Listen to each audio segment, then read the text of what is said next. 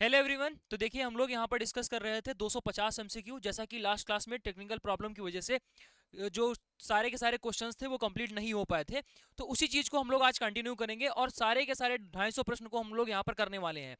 ये सिर्फ आपको यहाँ पर 250 क्वेश्चंस दिख रहे होंगे, बट एक्चुअल में अगर बात की जाए तो हर एक क्वेश्चन में लगभग आपको 2 से 3 क्वेश्चन एक्स्ट्रा ही देखने को मिलेंगे, जो कि आपके पास टोटल लगभग 750 प्लस क्वेश्चंस यहाँ पर बन जाते हैं।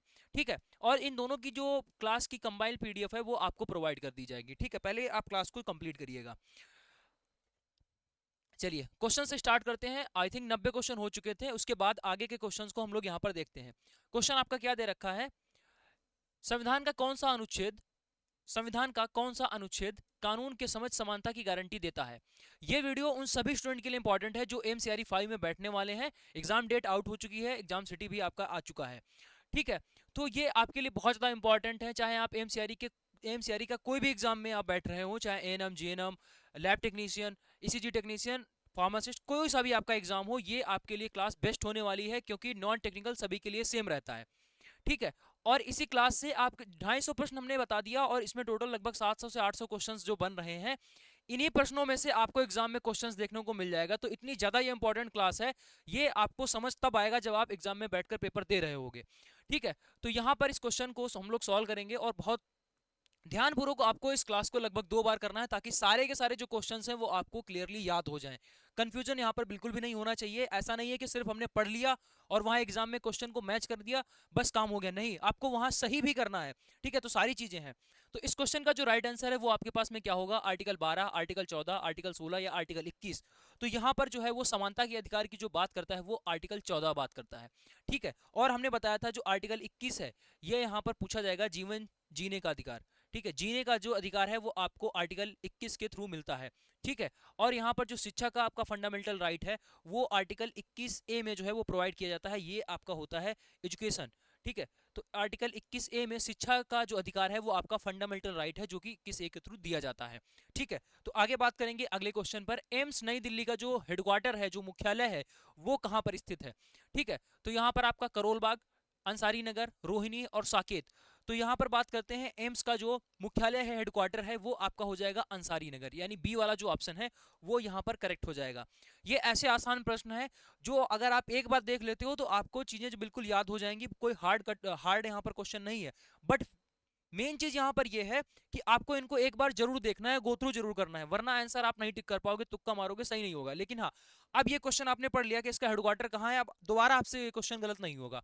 ठीक है, अगला क्वेश्चन जो है वो दे रखा है, कौन सा संगठन मानव विकास सूचकांक एचडीआई जारी करता है?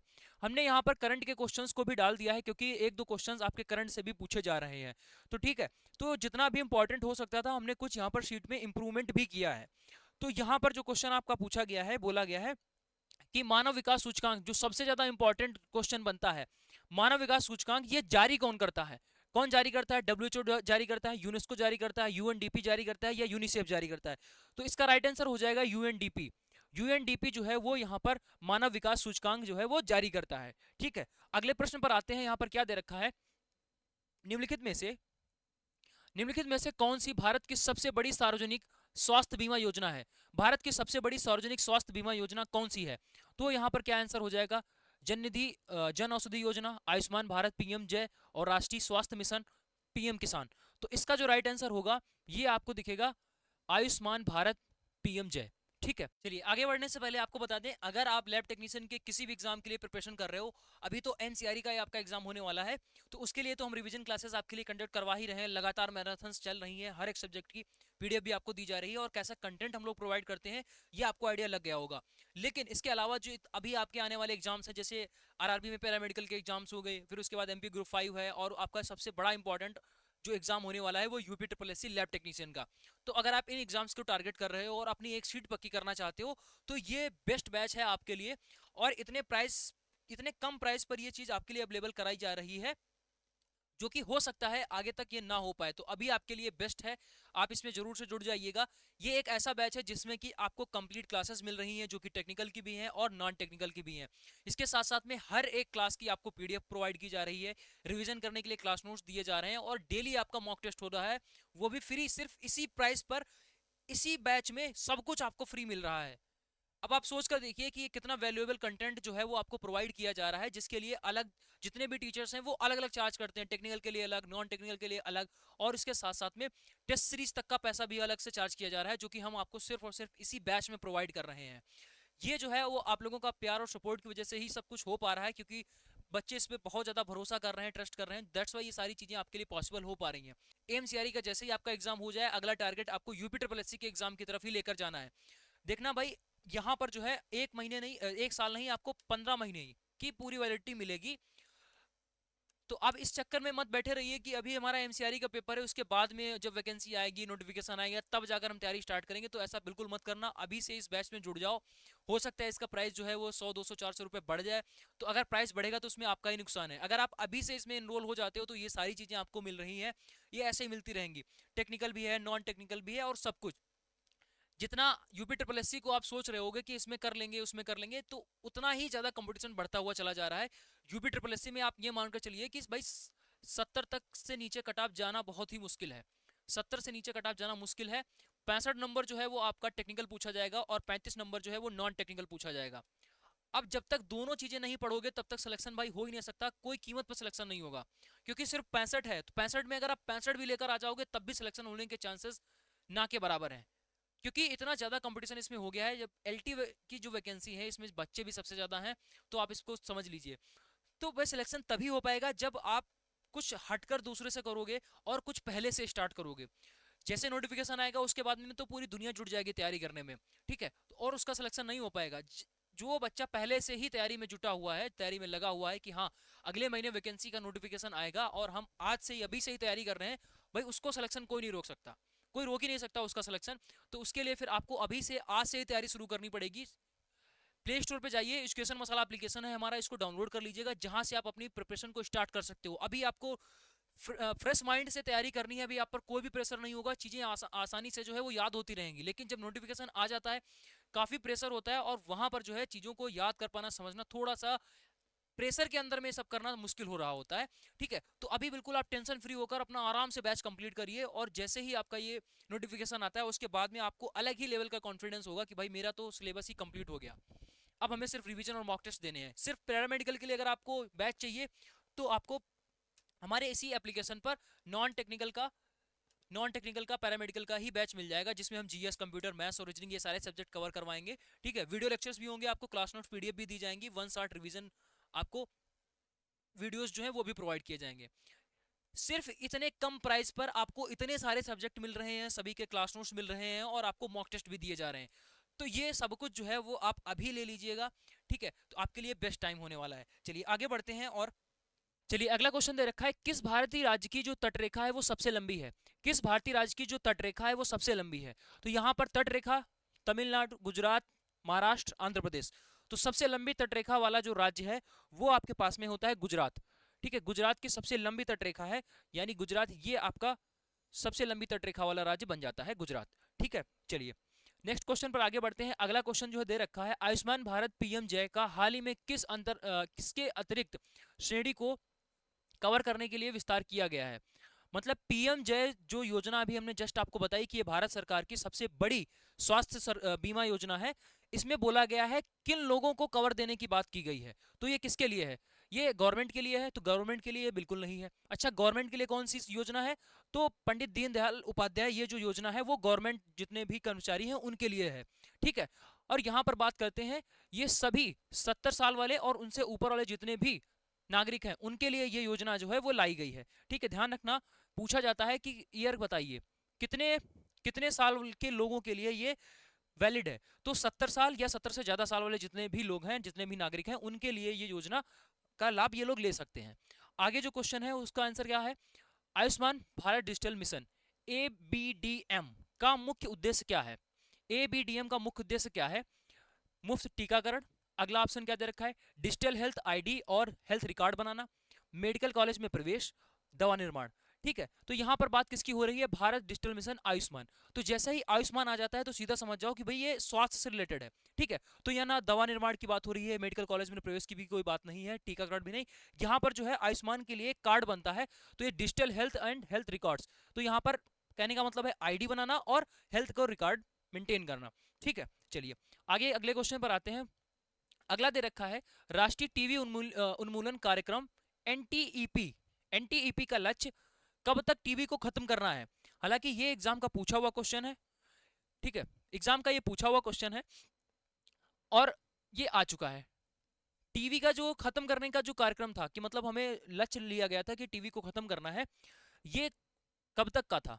2027 का, 30 का, 25 का, 40 का। तो लक्ष्य लिया गया था 2025 तक का, ठीक है, 2025 तक का लक्ष्य लिया गया था। एग्जाम का पूछा हुआ क्वेश्चन है ये, 2024 और 23 के एग्जाम में पूछा गया था, ठीक है। चलिए आगे अगले क्वेश्चन पर पढ़ते हैं। दे रखा है PMSSY, प्रधानमंत्री स्वास्थ्य सुरक्षा योजना।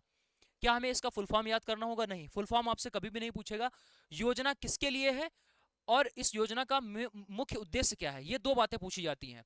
पहली चीज, ये योजना जो है किन नागरिकों के लिए है और इसका काम क्या है, बस यही पूछा जाएगा। फुल फॉर्म यहाँ पर नहीं पूछते, वो खुद ही क्वेश्चन में दे रखा होगा। PMSSY, प्रधानमंत्री स्वास्थ्य सुरक्षा योजना, मुख्य रूप से किससे संबंधित है? किससे संबंधित है? फ्री मेडिसिन से संबंधित है, या फिर एम्स और सरकारी मेडिकल कॉलेजों का सुदृढ़ीकरण के लिए है, या फिर स्वास्थ्य बीमा के लिए है, या इनमें से कोई नहीं। तो ये जो है ये आपका एम्स और सरकारी मेडिकल कॉलेजों के सुदृढ़ीकरण के लिए है, ठीक है।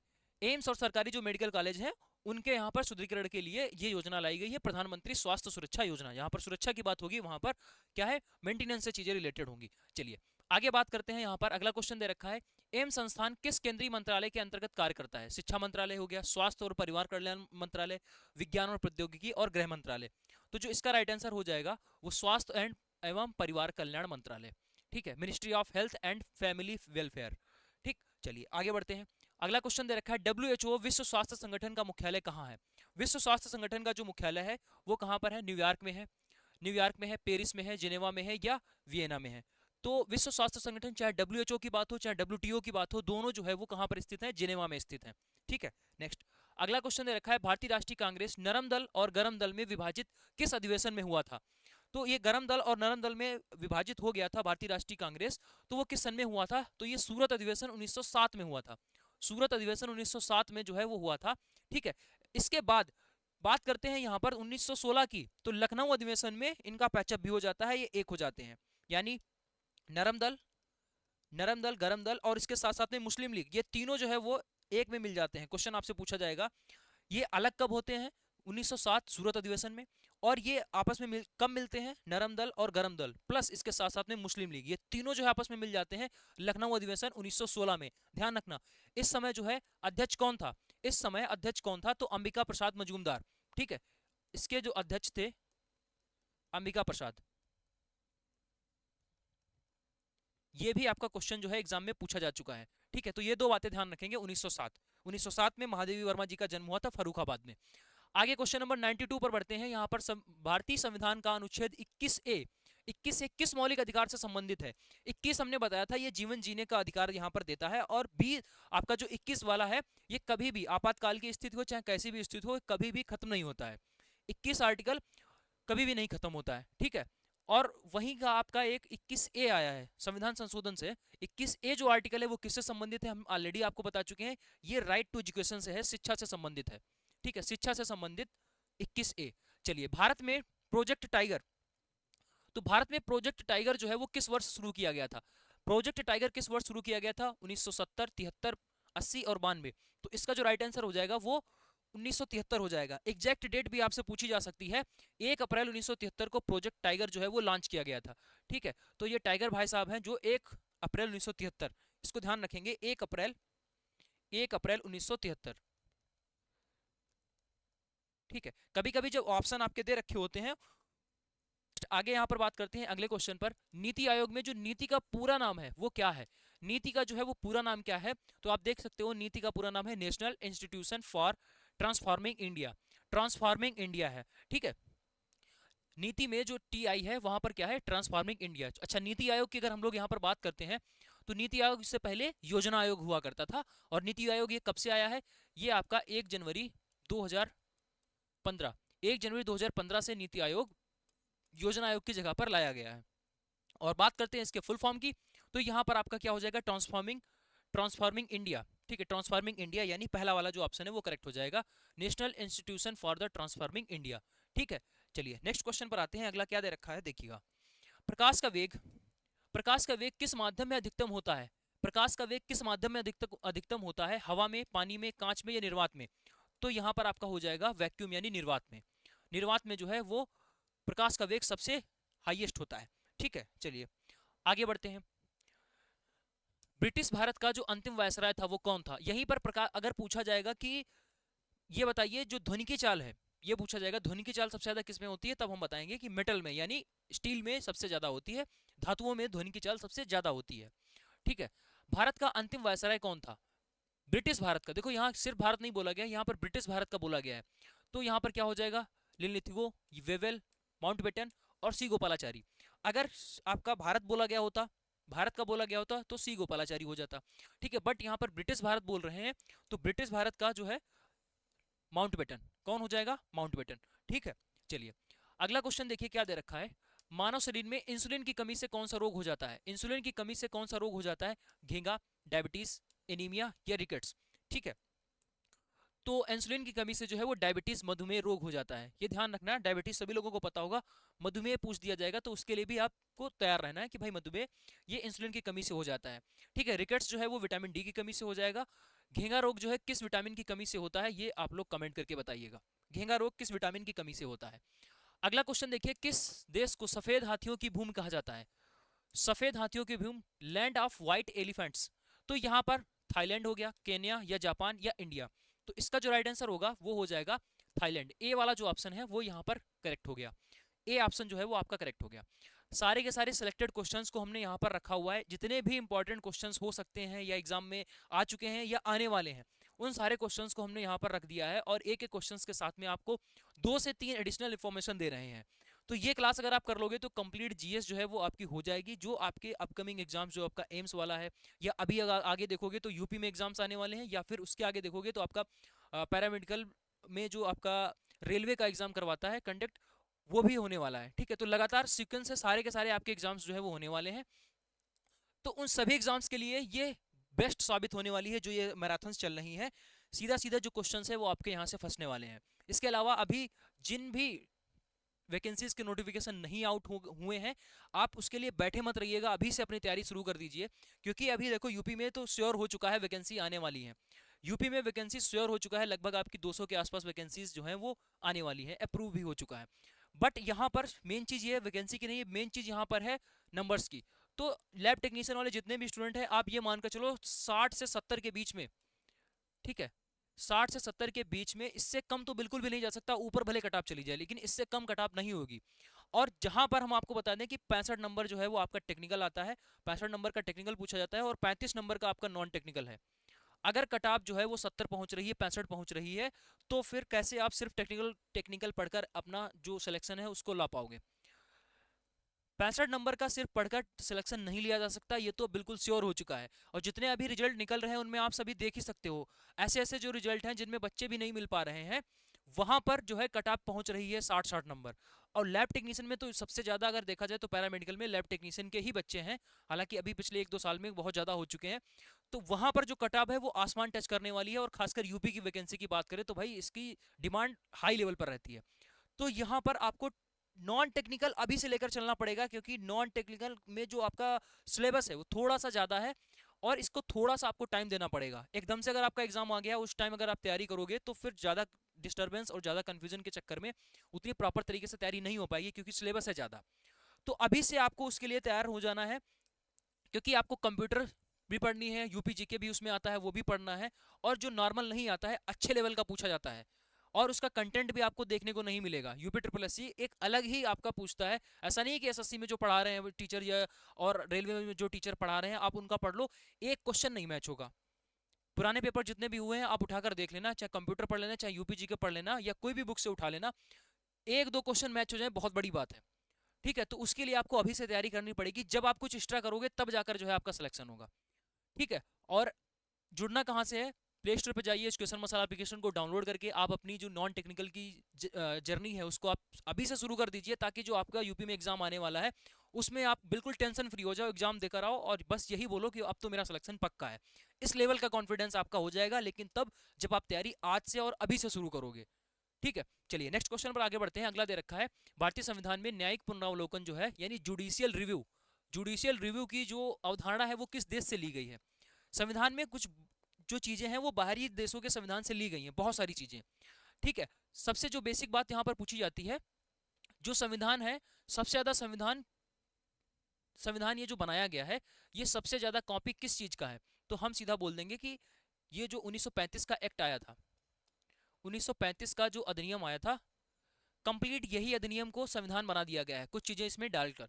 ठीक है, बेसिक स्वरूप की बात की जाएगी तो सीधा बोल देना 1935 का जो भारत शासन अधिनियम था वही आजकल संविधान बना दिया गया है, उसमें बहुत सारी चीजें ऐड करी गई हैं। जैसे ये न्यायिक पुनरावलोकन पूछा जाता है कहाँ से लिया गया, तो सीधा आंसर होगा कि ये यूएसए से लिया गया। न्यायिक पुनरावलोकन कहाँ से लिया गया? यूएसए से लिया गया। पूछा जाता है भाई समवर्ती सूची कहाँ से ली गई, समवर्ती सूची पूछा जाएगा कहाँ से ली गई, तो हम बता देंगे ये ऑस्ट्रेलिया से ली गई। समवर्ती सूची जो है वो ऑस्ट्रेलिया से ली गई। ठीक है, चलिए यहां पर संसदीय प्रणाली कहां से ली गई? संसदीय प्रणाली तो हम बता देंगे यूनाइटेड किंगडम से लिया गया संसदीय प्रणाली। ठीक है, चलिए आगे आगे क्वेश्चन पर बढ़ते हैं। किस संवैधानिक संशोधन अधिनियम द्वारा भारत वस्तु एंड सेवा कर यानी जीएसटी जीएसटी लागू किया गया था? किस संविधान संशोधन से जीएसटी को लागू किया गया था? तो ध्यान रखना संविधान संशोधन जो था वो आपका 101 101वां जो संविधान संशोधन था वो जीएसटी के लिए यहाँ पर लागू किया गया था, यानी जीएसटी आया था कौन सा संविधान संशोधन से? ये आपका 101वां हो जाएगा। ठीक है, goods and service tax full form जो है वो पूछी जाती है, इसका फुल फॉर्म क्या हो जाएगा? Goods and service tax. ठीक है, ध्यान रखना गुड्स एंड सर्विस टैक्स यानी वस्तु एवं सेवा कर, गुड्स एंड सर्विस टैक्स। ठीक है, चलिए आगे प्रश्न पर आते हैं। देखिए क्या दे रखा है, शासन कला पर प्रसिद्ध ग्रंथ जो नीति सार है, नीति सार एक ग्रंथ है, ये पूछा जाता है किस काल में लिखा गया? तो ये किस काल में लिखा गया है? तो आपको पता होना चाहिए गुप्त काल में लिखा गया है। किसके द्वारा लिखा गया है? तो यहाँ पर कामंदक है, विशाखदत्त है, हरिसेन है या शूद्रक है? मोस्ट इंपॉर्टेंट क्वेश्चन है, सीधा ध्यान रखना, ये जो है वो कामंदक। ठीक है, कामंदक के द्वारा यहाँ पर नीति सार जो ग्रंथ है गुप्त काल में लिखा गया है। ठीक है, चलिए और जब भी प्रयाग प्रशस्ति की बात होगी, जब भी प्रयाग प्रशस्ति की बात होगी तो वो किसका है? तो ये हर्षेड का हो जाएगा। प्रयाग प्रशस्ति, प्रयाग प्रशस्ति। ठीक है, तो ये किसका हो जाएगा? हरिसेड का हो जाएगा। चलिए आगे बढ़ते हैं। विश्व का सबसे ऊंचा और सबसे बड़ा पठार कौन सा है? विश्व का सबसे ऊंचा और सबसे बड़ा पठार कौन सा है? तो आप यहां पर देख सकते हो, ये है चाइना, चाइना ने जिस पर कब्जा कर रखा है, चाइना ने जिस पर कब्जा कर रखा है, यानी भारत के पास में ही कौन है? तिब्बत का पठार। भारत के पास में ही तिब्बत का पठार जिस पर चाइना ने कब्जा कर रखा है, ये सबसे बड़ा और सबसे ऊंचा पठार है। ठीक है, नेक्स्ट क्वेश्चन पर आते हैं। भारतीय संविधान के तहत विधानसभा की अवशिष्ट शक्तियां किसमें निहित है? जो अवशिष्ट शक्तियां हैं वो किसके पास में है? संविधान के अकॉर्डिंग अवशिष्ट शक्तियां, जैसे कि अगर बात करते हैं यहाँ पर जैसे पुलिस है, तो पुलिस की जो पावर होती है वो किसके पास में होती है? ये राज्य सूची का विषय है और इसकी जो पावर है वो राज्य के हाथ में है। ये राज्य सूची का विषय है तो इसकी पावर राज्य के हाथ में है।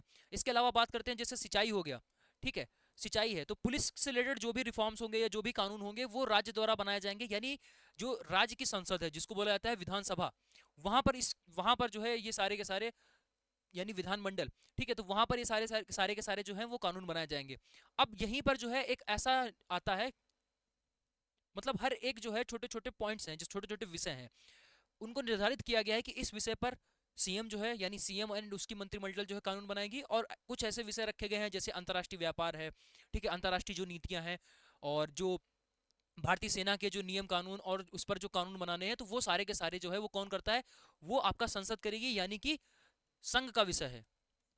ठीक है, ये संघ सूची का विषय है जो अंतर्राष्ट्रीय बोल सकते हो, इंटरनेशनल ट्रेड हो गया, इंटरनेशनल ट्रेड से रिलेटेड है, और इंटरनेशनल टैक्स से रिलेटेड है, इंटरनेशनल पॉलिसी से रिलेटेड है। ठीक है, तो ये सारा कुछ जो है वो संघ सूची का विषय है। तो यहाँ पर जो है वो कौन? पीएम और उनकी मंत्रिमंडल यानी संसद जो है वो उस पर कानून बनाएगी। इसके अलावा कुछ अवशिष्ट शक्तियां भी होती हैं जो किसके पास है? वो केवल और केवल संसद के पास में है। ठीक है, केवल और केवल संसद के पास में है। और कुछ ऐसी भी चीजें होती हैं जिन पर राज्य और संघ दोनों जो है कानून बना सकते हैं। ठीक है, चलिए आगे हम बात, उनको जो है समवर्ती सूची में डाला जाता है। आगे बात करते हैं यहाँ पर जब कुल मांग यानी कि जो एफिगेट डिमांड है वो कुल आपूर्ति से अधिक हो जाती है, मतलब कुल मांग जो है वो कुल आपूर्ति से अधिक हो जाती है, मतलब डिमांड ज्यादा हो गई है और आपूर्ति अभी उतनी नहीं हो पा रही है। तो बोला गया इस प्रकार में आर्थिक मुद्रास्फीति होती है। किस प्रकार की आर्थिक मुद्रास्फीति होती है? किस कंडीशन में? जब डिमांड ज्यादा हो रही है और उतनी सप्लाई नहीं हो पा रही है। ठीक है, तो यहाँ पर क्या है, लागत जन्य मुद्रास्फीति या मांग प्रेरित, ठीक है, और या अति मुद्रास्फीति या संरचनात्मक। तो यहाँ पर इसका जो राइट आंसर हो जाएगा वो मांग प्रेरित मुद्रास्फीति, यानी demand pull inflation. Demand pull inflation, क्योंकि भाई डिमांड ज्यादा हो रही है और उतनी सप्लाई नहीं हो पा रही है, तो ये मांग प्रेरित प्रेरित जो है मुद्रास्फीति हो जाती है। इंपॉर्टेंट क्वेश्चन है, ध्यान रखना। अगर आपसे साइंस का क्वेश्चन पूछा जाएगा तो ये क्वेश्चन बहुत बार पूछा गया है। लड़ो या उड़ो जो हार्मोन है, फाइट और फ्लाइट, ये किसके लिए मतलब ये कौन सा हार्मोन है? तो यहाँ पर एड्रेनलिन होता है। कौन सा? एड्रेनलिन। ठीक है, चलिए आगे बढ़ते हैं अगले प्रश्न पर। यान्डबू की जो संधि है वो 1826 में हुई, ठीक है, लेकिन यहाँ पर बोल रहा है, यहाँ पर आपको बताना है कि ये जो संधि है वो किस युद्ध की समाप्ति के बाद में हुई थी? किस युद्ध की समाप्ति के बाद में ये संधि हुई थी? प्रथम आंग्ल वर्मा युद्ध, द्वितीय आंग्ल अफगान युद्ध, तृतीय आंग्ल मराठा युद्ध और प्रथम आंग्ल सिख युद्ध। तो यहाँ पर जो इसका राइट आंसर हो जाएगा, तो ये आपके पास में हो जाएगा प्रथम आंग्ल वर्मा युद्ध। ठीक है, चलिए अगले क्वेश्चन पर आते हैं। अगला क्या दे रखा है? भारतीय संविधान में कौन सा कानून द्वारा स्थापित प्रक्रिया, कानून द्वारा स्थापित प्रक्रिया की अवधारणा किस देश से ली गई है? यूएसए से, जापान से, यूके से या जर्मनी से? तो यहाँ पर इसका राइट आंसर हो जाएगा जापान। तो जापान से जो है यहाँ पर क्या लिया गया है? कानून द्वारा स्थापित प्रक्रिया कहाँ से ली गई है? जापान से। ठीक है, भारत के पूर्वी तट पर निम्नलिखित में से कौन सा सबसे गहरा, भूमि से घिरा हुआ और अच्छी तरह से सुरक्षित बंदरगाह है? यानी पोर्ट के बारे में पूछ रहा है, कौन सा ऐसा पोर्ट है जो सबसे गहरा है और जब सबसे ज्यादा सेफ भी है? तो कौन सा है? चेन्नई है, या आपका पारादीप है, या विशाखापत्तनम है, या फिर हल्दिया है? तो यहां पर आपके पास राइट आंसर हो जाएगा विशाखापत्तनम बंदरगाह। ये सबसे गहरा भी है और सबसे सेफ भी है। चलिए नेक्स्ट क्वेश्चन पर आते हैं। दे रखा है साफ आकाश में नीले रंग का जो कारण है, साफ आकाश नीले रंग का जो दिखता है ये किस वजह से दिखता है? यहाँ पर क्या है? प्रकाश का जो है प्रकीर्णन है, या फिर प्रकाश का परावर्तन है, रिफ्रैक्शन ऑफ लाइट अपवर्तन है, या टोटल इंटरनल रिफ्लेक्शन यानी पूर्ण आंतरिक परावर्तन है? तो पूर्ण आंतरिक परावर्तन नहीं है। ये जो पूर्ण आंतरिक परावर्तन होता है ये रेगिस्तान में जो मरीचिका दिखती है। ठीक है, आपने देखा होगा कभी कभी जब गर्मियों में रोड पर जो पानी दिखता है, ठीक है, और वहां पर आगे जब पहुंचते हो तो फिर आगे और पानी दिखने लगता है, एक्चुअल में वहां कुछ नहीं होता है। तो ये जो इल्यूजन दिख रहा है ये किसकी वजह से होता है? ये टोटल इंटरनल रिफ्लेक्शन की वजह से होता है। इसके अलावा पूछा जाता है फाइबर ऑप्टिक्स। फाइबर ऑप्टिक्स एक केबल होता है, ठीक है, जिससे डेटा को ट्रांसफर किया जाता है। तो फाइबर ऑप्टिकल्स जो केबल है उसमें कौन सी घटना होती है, पूछा जाता है क्वेश्चन, तो हम बता देंगे कि वहां पर फाइबर ऑप्टिक्स में जो है पूर्ण आंतरिक परावर्तन होता है। तो ये दो बातें इसके रिलेटेड याद रखना है। और यहाँ पर जो है इसके पीछे का रीजन क्या होता है? यहाँ पर प्रकीर्णन होता है। क्या होता है? यहाँ पर प्रकाश का। चलिए नेक्स्ट क्वेश्चन पर बढ़ते हैं। अगला क्या दे रखा है? प्रसिद्ध पारिस्थितिकी आंदोलन अचिपको जो आंदोलन है, अचिपको जो आंदोलन है वो किस राज्य में शुरू किया गया था? अच्छा, जैसे ही आपने चिपको आंदोलन देखा तो तुरंत आप यहाँ पर उत्तराखंड टिक कर दोगे, जो कि हो जाएगा गलत। उत्तराखंड से ही प्रेरित था। ठीक है, उत्तराखंड में जो आंदोलन चला था वो था चिपको आंदोलन। वो क्या था? चिपको आंदोलन। ठीक है, और यहाँ पर पूछा गया अचिपको आंदोलन, ये जो है वो साउथ के किसी स्टेट में चला था। ठीक है, और यहीं से प्रेरणा लेकर इसका नाम अचिपको आंदोलन रखा गया था। तो ये कौन सा था? आपको ध्यान रखना है, ये आपका कर्नाटक में है। ठीक है, कहाँ का था ये? कर्नाटक का। चलिए आगे बढ़ते हैं। अगला क्वेश्चन दे रखा है 1916 के ऐतिहासिक लखनऊ समझौते, लखनऊ समझौते के दौरान भारतीय राष्ट्रीय कांग्रेस के अध्यक्ष कौन थे? आपको ऑलरेडी क्वेश्चन करवा चुके हैं। 1916 का लखनऊ समझौता जब हुआ था, इसमें गरम दल, ठीक है, इसमें जो गरम दल, नरम दल और मुस्लिम लीग, ये तीनों जो है आपस में मिल गए थे। तो ये तभी इसलिए बोला गया है कि ऐतिहासिक जो था ये लखनऊ का समझौता, जिसको बोला जाता है लखनऊ पैक्ट के नाम से जाना है। तो इसमें कौन थे? अंबिका चरण मजूमदार। ठीक है, अंबिका चरण मजूमदार। तो इसको आपको ध्यान रखना है। चलिए अगले क्वेश्चन पर आते हैं। दे रखा है किस समिति ने राष्ट्रीय कृषि और ग्रामीण विकास बैंक यानी नाबार्ड, नाबार्ड का आपसे पूछ सकता है इसका फुल फॉर्म बताइए। तो ग्रामीण कृषि और ग्रामीण विकास बैंक क्या हो जाएगा? कृषि एंड ग्रामीण विकास बैंक। तो यहाँ पर बताना है आपको, ये जो नाबार्ड की स्थापना हुई थी वो किसकी सिफारिश पर हुई थी? कौन सी समिति थी उसकी सिफारिश पर हुई थी? नरसिम्हन समिति, या फिर बी शिवरामन समिति, या केलकर समिति, या सरकारिया आयोग? तो इसका जो राइट आंसर हो जाएगा वो आपके पास में शिवरामन समिति। कौन हो जाएगा? शिवरामन समिति के सिफारिश के आधार पर ही नाबार्ड बैंक की जो स्थापना वो करी गई थी। ठीक है, अगले क्वेश्चन पर आते हैं। वैश्विक मौसम पैटर्न को बाधित करने वाली एल नीनो घटना जो है, एल नीनो जो घटना है वो किस महासागर में उत्पन्न होती है? सबसे गहरा जो महासागर है वो प्रशांत महासागर ही है। जितनी भी भयानक घटनाएं हैं तो आप इससे रिलेट कर लेना, जितना गहरा होगा उतना ही शांत होगा और उतना ही खतरनाक होगा। तो ये जितनी भी घटनाएं हैं वो किसमें होंगी, ये यहाँ पर ये आपके पास प्रशांत महासागर, सी वाला ऑप्शन करेक्ट हो जाएगा। हमें भाई याद करना है किसी भी तरीके से, कोई सा भी लॉजिक देकर, ठीक है। चलिए, तो यहाँ पर अगला क्वेश्चन दे रखा है, भारतीय संविधान की कौन सी अनुसूची राज्यों और केंद्र शासित प्रदेशों को राज्यसभा में सीटों के आवंटन का विवरण देती है। आपको बताना है कौन सी सूची जो है वो राज्यसभा में सीटों का आवंटन, मतलब किस राज्य से कितनी सीट होंगी, किस राज्य से कितनी सीट राज्यसभा में जाएंगी, इसका आवंटन कौन करता है, मतलब किस अनुसूची के थ्रू होता है। तो यहाँ पर आपके पास में राइट आंसर हो जाएगा चौथी अनुसूची, ठीक है, फोर्थ शेड्यूल, ठीक है। नेक्स्ट, अंतरराष्ट्रीय तस्करी की वस्तु येलो केक, येलो केक जो है वो कौन से पदार्थ को येलो केक बोला गया है, अपरिष्कृत सोना, ठीक है, या फिर यूरेनियम ऑक्साइड, या फिर जो है हेरोइन उत्पन्न पदार्थ, या फिर सिंथेटिक हीरे। तो इसका जो राइट आंसर हो जाएगा वो होगा यूरेनियम ऑक्साइड। तो यूरेनियम ऑक्साइड जो है वो येलो कलर का दिखता है, तो भाई उसको जो है येलो केक के नाम से बोला गया। प्रसिद्ध गायत्री मंत्र जो ऋग्वेद है वो किस मंडल में मिलता है, किस मंडल में मिलता है भाई। जो ये गायत्री मंत्र है वो ऋग्वेद से लिया गया, पहली चीज, गायत्री मंत्र किस वेद से लिया गया, ऋग्वेद से। लेकिन एक स्टेप आगे, ये किस मंडल से है, तो यहाँ पर यह तीसरे मंडल से, तीसरे मंडल से यहाँ पर लिया गया है। चलिए अगले प्रश्न पर आते हैं, दे रखा है, एक वैश्विक समुद्री चोक पॉइंट के रूप में मलक्का जल डमरू मध्य यानी straight of Malacca, straight of Hormuz आपने सुना होगा, स्ट्रेट ऑफ हार्मूज जो कि आपका ईरान और ओमान को जोड़ता है, ईरान प्लस ओमान, ईरान और ओमान को जोड़ता है कौन, स्टेट ऑफ हार्मूज, ठीक है, यानी हार्मोज जल डमरू मध्य। ये करंट का टॉपिक है, पूछा जा सकता है। अब उसी से रिलेटेड यहाँ पर लिखा हुआ है मलक्का जो जल डमरू मध्य है ये किन दो जल निकायों को जोड़ता है, किसको किसको जोड़ता है, चलिए बताइए।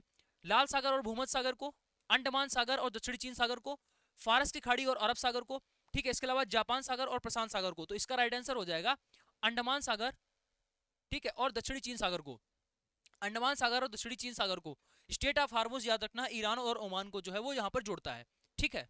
चलिए अगले क्वेश्चन पर आते हैं, दे रखा है, किस अनुच्छेद, किस अनुच्छेद के तहत सर्वोच्च न्यायालय, सर्वोच्च न्यायालय मौलिक अधिकारों के प्रवर्तन, मौलिक अधिकारों के प्रवर्तन के लिए रिट जारी करता है। सर्वोच्च न्यायालय के लिए पूछा जाएगा तो किसके थ्रू रिट जारी होती है, तो आर्टिकल नंबर 32, आर्टिकल नंबर 32। अगर यहाँ पर बोल दे हाईकोर्ट रिट जारी करेगा, ठीक है, हाईकोर्ट रिट जारी करेगा किस आर्टिकल के थ्रू, तो तुरंत बता देना आर्टिकल 226 के थ्रू।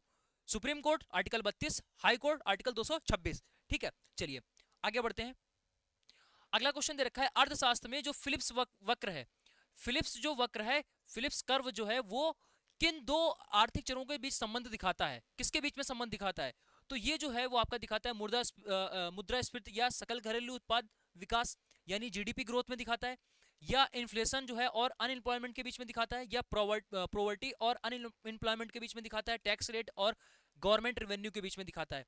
तो इसका जो राइट आंसर हो जाएगा वो यहाँ पर इन्फ्लेशन और अनएम्प्लॉयमेंट को दिखाता है, यानी मुद्रास्फीति और बेरोजगारी के बीच का जो ग्राफ है उसको बोलते हैं यहाँ पर फिलिप्स वक्र। डायरेक्टली क्वेश्चन जो है इस पर पूछा जाता है, अगर इकोनॉमिक्स का एक भी क्वेश्चन आया ना तो जितने हम क्वेश्चन यहाँ पर करवा रहे हैं सिर्फ उसी से ही आ जाएगा। मानव मस्तिष्क में कौन सा क्षेत्र शरीर के तापमान और भूख के प्राथमिक नियामक केंद्र के रूप में कार्य करता है, मतलब मस्तिष्क के जो भाग होते हैं उनमें से हमें बताना है कौन सा भूख के प्राथमिक नियामक केंद्र और शरीर का जो टेम्परेचर है उससे रिलेटेड यहाँ पर काम करता है। अनुमस्तिष्क, मेडुला ऑब्लांगेटा या हाइपोथैलेमस या प्रमस्तिष्क।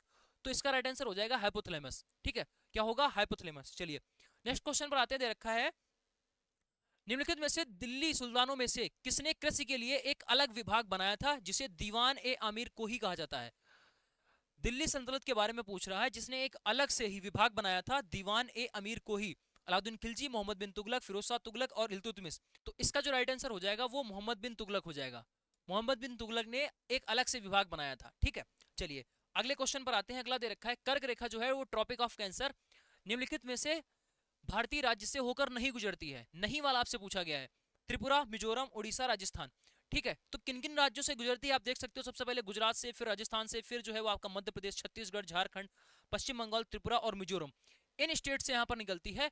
और बात करते हैं यहाँ पर उड़ीसा की, तो उड़ीसा जिससे जो है ये नहीं निकलती है, ठीक है, ओडिशा से यहाँ पर नहीं निकलती है, बाकी सभी स्टेट से निकलती है। आप यहाँ पर देख सकते हो किन किन राज्यों से निकल रही है।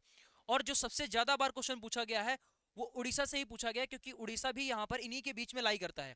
ठीक है, उड़ीसा भी जो है वो आपका इन्हीं के बीच में लाई करता है। तो कंफ्यूजन बहुत रहता है कि भाई झारखंड भी है, छत्तीसगढ़ भी है, तो उड़ीसा भी होना चाहिए। दैट्स वाई इनमें कंफ्यूजन बनता है और ये क्वेश्चन यहाँ से क्रिएट हो जाता है।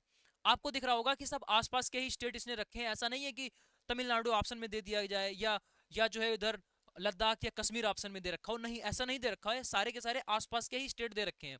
इसका मतलब है ज्यादातर जब भी क्वेश्चन पूछा गया है तो उसमें उड़ीसा वाला क्वेश्चन जरूर पूछा गया है। उड़ीसा से जो है वो ट्रॉपिक ऑफ कैंसर नहीं निकलता है। पूछा जाएगा यहाँ पर जो 82.5 डिग्री।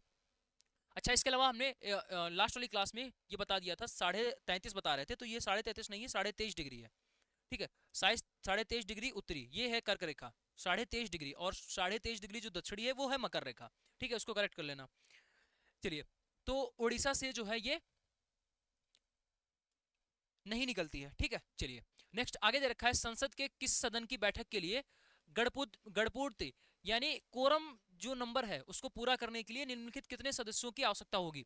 तो यहाँ पर कोरम नंबर है जिसको पूरा करना है, और कोरम नंबर हमेशा क्या होता है, कोरम नंबर हमेशा 10% होता है। यानी जितने भी टोटल लोग प्रेजेंट हुए हैं, जितने भी टोटल लोग यहाँ पर हैं उनका 10% प्रेजेंट होना चाहिए, तभी जो है वो आगे की प्रक्रिया प्रारंभ होगी। कहने का मतलब है जो सत्र है, जो भी काम होगा संसदीय, वो तभी स्टार्ट होगा जब कोरम नंबर यहाँ पर पूरा होगा, यानी 10% संख्या पूरी होगी। 10% का मतलब हो जाएगा 1/10। ठीक है, कुल संख्या का 1/10, कुल सदस्यों का 10वां हिस्सा, यानी कि बी वाला जो ऑप्शन है वो करेक्ट हो जाएगा, कुल सदस्यों का 10वां हिस्सा। ध्यान रखना, कोरम गणपूर्ति की जब भी बात होगी, कोरम नंबर या गणपूर्ति की जब भी बात होगी, तो सीधा हमें यह ध्यान रखना है, क्या 10%। क्या ध्यान रखना है, 10%। ठीक, चलिए नेक्स्ट अगला दे रखा है ऑप्टिकल फाइबर को कार्य करने के लिए पीछे का मुख्य ऑप्टिकल फाइबर को कार्य करने के लिए मुख्य सिद्धांत क्या है।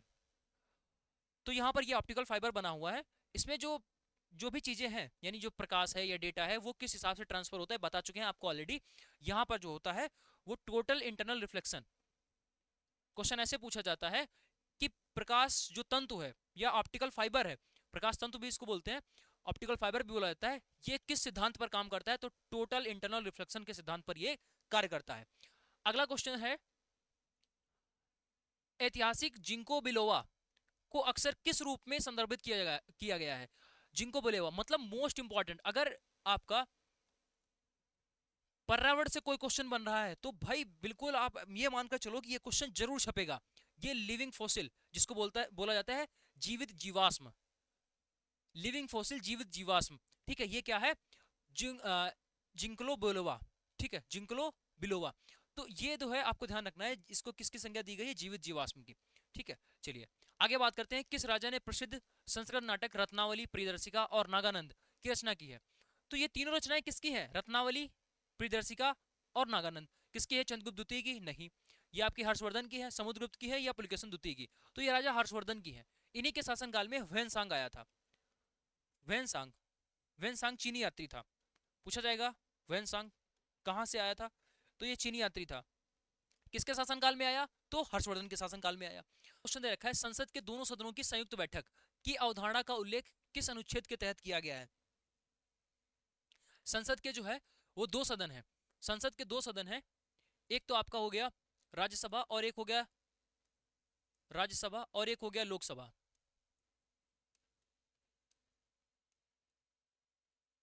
ठीक है, राज्यसभा लोकसभा यही पढ़ा था, लेकिन इसके अलावा तीसरा होता है जो कि होता है राष्ट्रपति।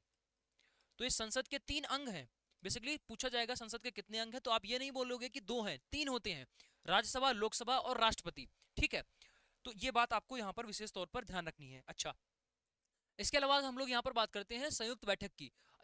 पीडीएफ के बारे में बहुत सारे लोग परेशान थे, 1 मिनट सुन लो। जो पीडीएफ है वो आपकी सारी की सारी डल चुकी हैं। टॉप 200 ये कंप्यूटर की जो पीडीएफ है वो भी आपके पास पहुंच गई है। इसके अलावा जो स्टैटिक जीके की सेकंड क्लास थी, स्टैटिक जीके की सेकंड क्लास, इसका भी जो क्लास पीडीएफ है वो भी आप लोगों तक पहुंच गया है।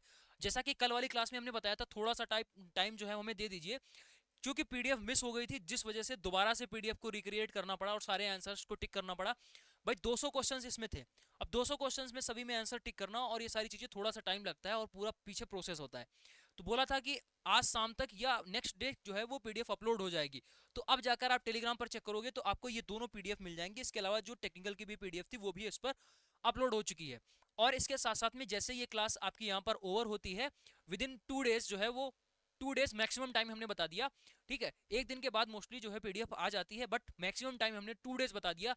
ये वाली जो पीडीएफ है 250 क्वेश्चंस की, 250 क्वेश्चंस की जो पीडीएफ है जीके की, ये भी आपको प्रोवाइड कर दी जाएगी। जो हम बोल देते हैं भाई वो करते भी हैं, भले थोड़ा सा 10-15 जो है घंटे काम लेट हो जाए। वो लेट इस वजह से हुआ क्योंकि यहाँ पर टेक्निकल इशू, जैसा कि ये क्लास नहीं हो पाई थी, उस वजह से ही ये चीजें हो पाई हैं। वरना तुरंत के तुरंत आपको जो पीडीएफ है वो प्रोवाइड कर दी जाती है। मिलती कहाँ है सारी की सारी पीडीएफ? ये आपको टेलीग्राम पर जाना है। टेलीग्राम डिस्क्रिप्शन बॉक्स में लिंक मिल जाएगा हमारे टेलीग्राम का, जो कि मनीष भाई पटेल नाम से है, मनीष भाई पटेल, ठीक है। तो इस पर जो है ये आपको सारी की सारी पीडीएफ जो यहाँ पर बोर्ड पर लिख रहे हैं एज इट इज पीडीएफ जो है वो आपको प्रोवाइड कर दी जाती है, ठीक है। चलिए क्वेश्चन पर वापस आते हैं। यहां पर जो है आपको क्या बताना है? यहां पर बताना है कि ज्वाइंट सिटिंग जो है वो किससे, ज्वाइंट सिटिंग जो है वो आपका किस आर्टिकल में है? Article number 108, 110, 112, 368। तो ये आपका आर्टिकल 108 में दे रखा है।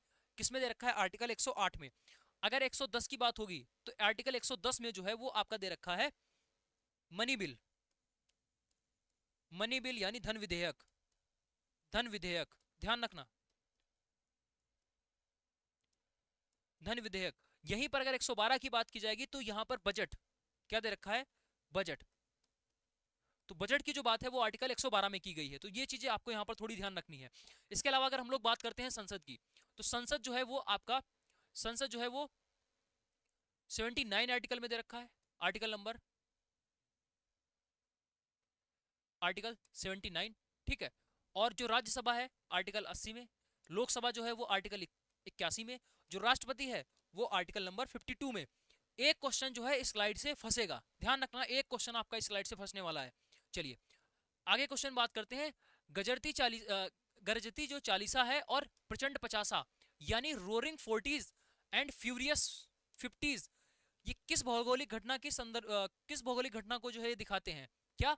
रोरिंग 40s और फ्यूरियस 50s, ये जो है कौन सी घटना है? महासागरीय जो है वो धाराएं हैं, दक्षिण गोलार्ध में मजबूत पछुआ हवाएं हैं, या फिर भूमध्य रेखा के पास में एक चक्रवर्ती तूफान है, या फिर अटलांटिक में आने वाले ऊंचे जो है वो क्या है? ज्वार। तो यहां पर इसका जो राइट आंसर हो जाएगा मेरे भाई वो होगा स्ट्रॉन्ग विंड, दक्षिणी गोलार्ध में, ये जिनको आप पछुआ हवाएं बोलते हो, ठीक है।